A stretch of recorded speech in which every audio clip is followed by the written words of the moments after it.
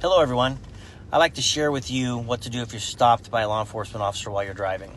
When you first got your driver's license, you were taught to obey the speed limit, stop at stop signs, and don't drink and drive.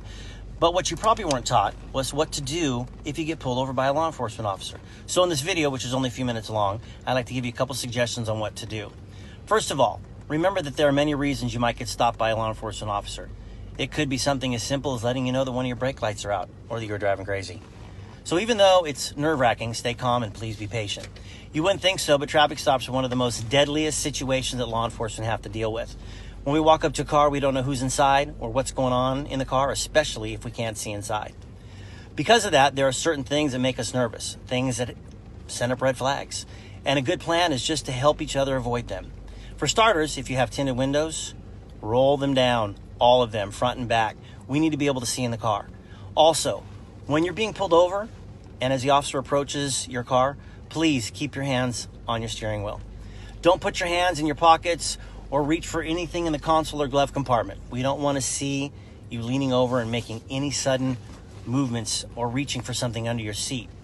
We don't know if you're going after a weapon or your paperwork. So please just don't do it.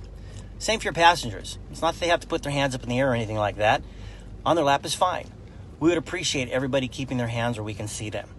Once we get to your car, we'll give you instructions like, hey, we need to see your driver's license, registration, proof of insurance. At that point, you can say to the officer, hey, my driver's license is in my back pocket, it's in my front pocket, console, wherever it is it okay for me to get it? Then wait for our instruction. Don't reach for anything until you're instructed to do so. To make this go more smoothly, one of the things I recommend is having your vehicle registration and proof of insurance together in the same envelope. I personally use a case with a Velcro closure. I bought mine at a car wash. You can get them on Amazon for $5. And hey, if you got Prime, you got free shipping. If you keep all of your information in a case like that, you can easily hand it over to the officer along with your ID or your driver's license. And a little hint for those of you that have the last 10 years of your registration and insurance renewals, throw them away. You don't need them. Having to dig through all those papers just makes this whole process take longer. You just need one, and that's the current one.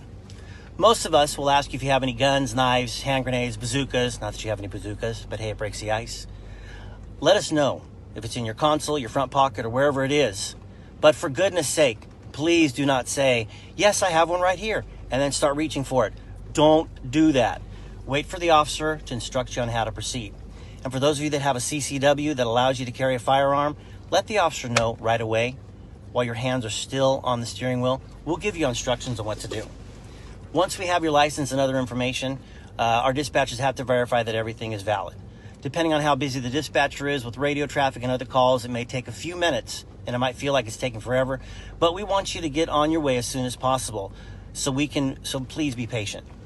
Hey, we understand that getting stopped is inconvenient, frustrating, or even scary. And you might get a ticket, and you might get a warning, and you're nervous.